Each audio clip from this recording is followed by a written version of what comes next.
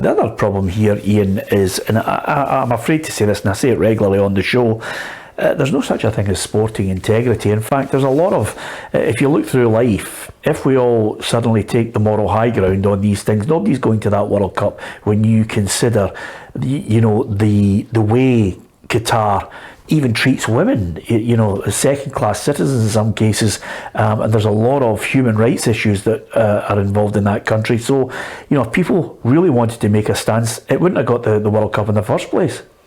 Well, that's it. The ramifications of going to a country like that, and we all know the history. It's been in every newspaper. Everybody has a view on it, but again, something out with I look at it from the outside thinking, how did that happen? How did they get the World Cup in the first place? Yeah. And we listen to some of the newspaper reports that people who are over there not being paid a lot of money, losing their lives in the construction of all these stadiums, which probably won't be used again afterwards.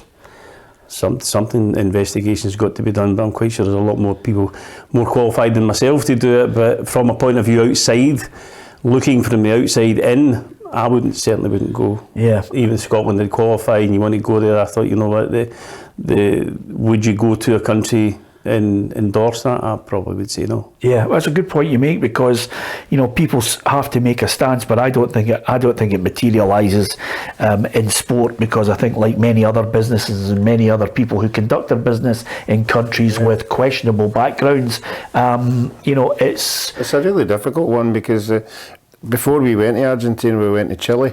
And there was a regime there, and we were all told, no, you don't go there, there's people getting... You get pelters for that, didn't you? Yeah, the SFA had to take a stand, I don't know what you would call the stand, but for football, they went. And the same in the Argentina World Cup, everybody was talking about the Argentinian regime, but doing all this and doing that. And then Mexico, everybody was telling us, don't go to Mexico, the poverty there, and they're not looking after the poor people and everything. So I think you could go through a lot of big things that are happening, and there's always been some kind of unrest or a protest or whatever, but you've just got to be seen to be doing it for what you're doing it for, is playing football and putting a smile on people's faces. Yeah, go on. Some people have always asked me who the most famous person you ever met. Yeah. And when we get knocked out the Scottish Cup with Rangers, it was 1985-86, we went a wee tour to Baghdad. And we met Saddam Hussein before the game. We played the Iraqi national team twice. We got out a day before the airport, I think, got bombed the day after we left to go to Jordan to play the next leg of the tour. So again, talking about strange places to go and play football. Yeah. We went to Baghdad, and it was just as you would imagine.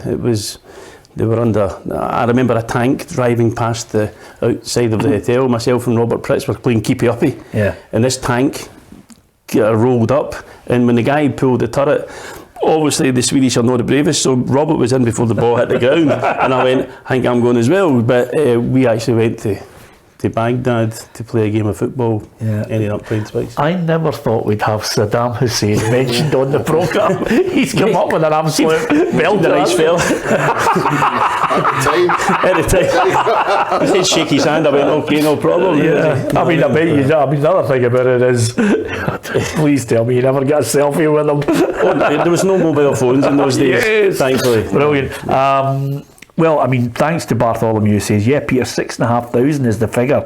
I stand corrected. If it is indeed as high as that, then it's going to take some job to try and sweep that sort of thing under the carpet. I didn't know it was as high as 6,500 people, but if 6,500 people have died attributed to the construction of so many stadiums and the work that goes on around them, then I think Louis van Gaal has got a very good point, which is, listen, whether it's 6,500 or one person, they should be compensated for it. Never bring your family member back, but it's a